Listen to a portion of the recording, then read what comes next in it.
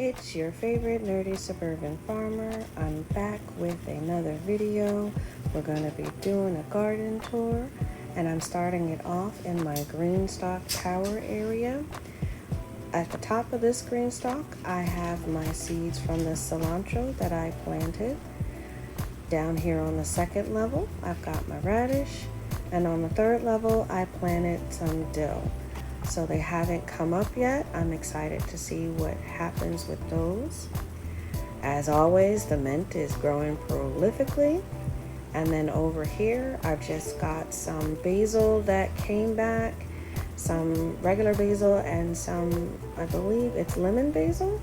And then at the bottom is some more mint. So I'll be rearranging those. But I'm going to get over to my peppers. And with the peppers, these are the Tangerine Dream. With most of the peppers, everything that's ripe I've already picked, but they're coming for their second flush of fruit. So I have a lot of unripe fruit on the vine, but they're still producing and will continue to produce all the way into the frost. Here's a mini one here that ripened but isn't to size. And then here's some ripened Tangerine Dream. And then moving over to the trellis. The trellis is looking pretty bare. There are some green spots where it looks like it's trying to fruit. I'm gonna leave this for now until I think that it's not worth saving, but I do have something that looks like it could potentially be pollinated on the vine. But looking at this, there is a lot of brown and crunchy leaves. It is not lush and green as it had been before, but the fruit is still ripening and nothing looks like it's completely dead. So I have about 4 or 5 butternut squash on the vine, and hopefully more will come.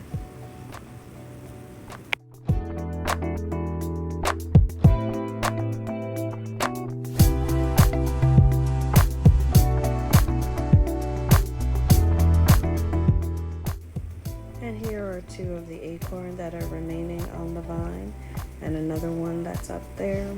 I tried to zoom in for that one, but there's one sitting above the trellis, which will be kind of hard for me to get to. And the view from underneath is drastically different than what it was last month.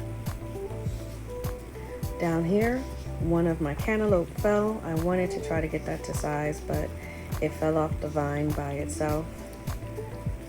And my smaller turmeric and my larger turmeric are doing well now that I put them under the trellis, so I know for next year the trellis definitely likes some shade.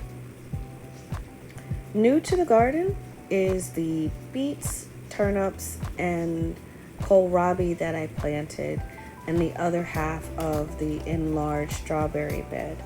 So these plants came up about 2 to 3 days ago. They're looking really good. I've already got true leaves on some of them. I believe this is the kohlrabi that has true leaves, but I will be mulching this area with some straw once they get a little bit bigger.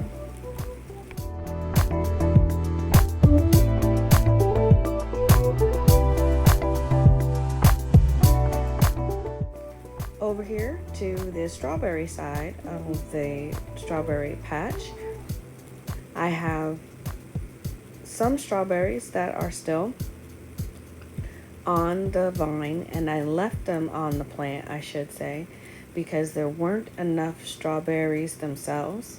As you can see, there's some right here that I'm showing you that aren't ripe yet, and some over here that are overripe, but there wasn't enough to really want to harvest those. But everything that's transplanted is doing super well. The bags that I thought were going to be for my fall onions will be transitioned to bags for my fall garlic. I haven't received the garlic yet. It's not planted, but I'm going to put some in these bags. Back here with my compost piles, I'm working on the second one. I've used most of it from the middle and composting down in the last one. My roses, I've gotten about 7 or 8 rose blooms every couple of months, but I know once the cold weather sets in, I'm gonna have to trim this down and mulch the area so that it doesn't have as many weeds coming in, because it's gonna get bigger and I'm not gonna be able to get to it. And then over here is the second crop of carrots that I planted. And next to them, I have the regular pink radish and then also the Chinese white. I haven't planted radish before, and I was amazed at how quickly they came up. And I really had 100% success rate with the radish.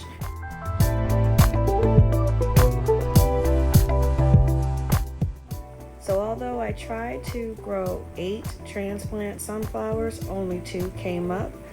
And these are the 2 that I have. I don't think I'll be leaving them here. We'll see.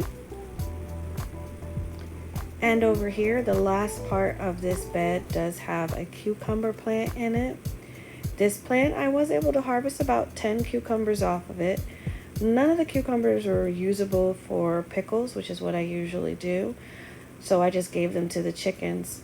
This plant seems to have had a fungus or something, because the leaves all browned out and they had spots, and the fruit, as you can see from the previous shot, the fruit had some damage to it, so I didn't consume these myself.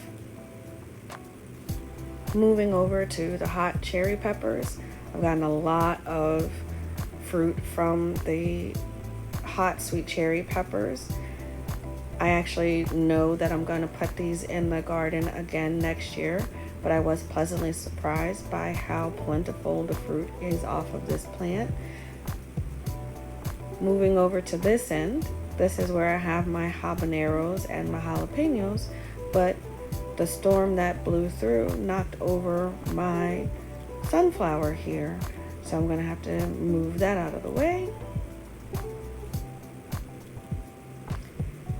And then once it's moved out of the way, I can look and see. And I have an impressive amount of regular habanero and chocolate habanero. I want to say I had more chocolate habanero than red on the or orange on the vine this year, but pretty impressed with their production. Moving over to my Tabasco. Tabasco row is looking awesome. I have a ton of red Tabascos to take off the vine, which I'll be using in a Tabasco sauce. I was concerned because it took a very long time for these to mature and start ripening fruit, but now it seems like I have more than I can handle. So really happy about that, and I will be trying to overwinter these Tabasco peppers. Down here is the strawberry runner that planted itself. And of 4 seeds I planted for nasturtium, only 1 came up. So I've got 1 nasturtium down here that I'm tending to. And over here is the remaining marigold in the garden, next to the second location of the fall crop of carrots. The ones in this container are a little bit older than the ones in the raised bed with the radish. It's gotten mulched already, and they've taken off really well. Over here in the lavender bed, there looks to be a large space towards the back that's empty, and that's where the marigold were. I had concerns about the marigold preventing the lavender from getting sunlight and encroaching on the lavender area. So I removed those and transplanted the lavender from the pepper bed here. Those lavender were not getting resources. And with my peach tree, sadly, I had no harvest of peaches this season. I'm gonna have to prune all the way up to here for the tree to remove some of the branches, and I left this fruit on there on purpose just to see what would happen once I did prune, but I have a lot of tree pruning to do. I'm gonna leave this sad little plant here until the fruit on the vine ripens, Unfortunately, it looks like it may not make it, but we'll see how long I can keep it until. But that's the last, what I think is sweet dumpling. And I'm just panning to show where the straight trellis was, because the straight trellis is no more. I took everything down off of that. Most of the things that were producing were dying out, and I'm moving the trellis to another location for next year. In here will be for blueberries and cucumbers. This is the area that I'm going to put the straight trellis, but as an arch, and I'm taking out the bed where the cushaw was growing from. I can't fully remove the cushaw right now as there is still a plant attached, but this is where I'm going to put the trellis instead of the no-dig bed.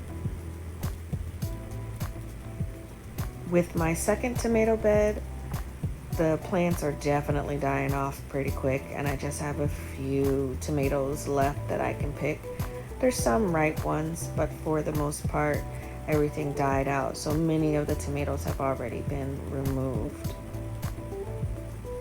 Now I purposely tilted this Roma tomato plant forward. It didn't fall over like this.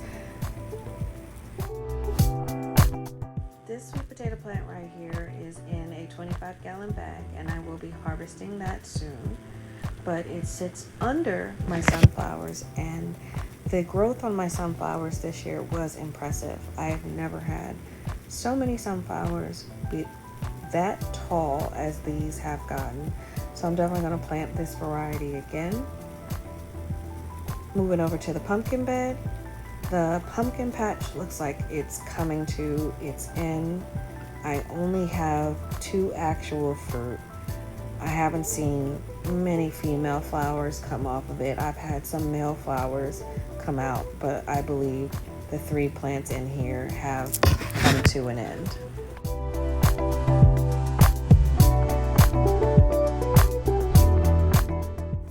My other tomato area is looking about as good as its partner area.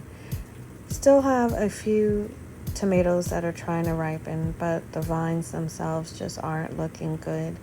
So I'm going to be pulling these soon. I think with all the rain that we've received, it was just really hard to stay on top of pests and the sprays because they would get completely wiped off. So I'm just going to let whatever's going to ripen, and then pull these out and take care of the soil.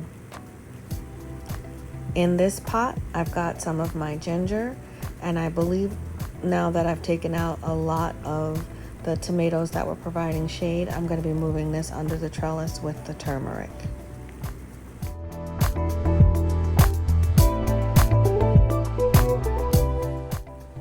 So after my tour, I went and picked all of the ripe Tabasco. I like them to be really red, not orangey red.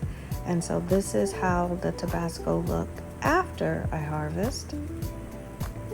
And this is the pitcher full of the Tabasco that I harvested. I do a 2-week ferment on all of my hot sauces.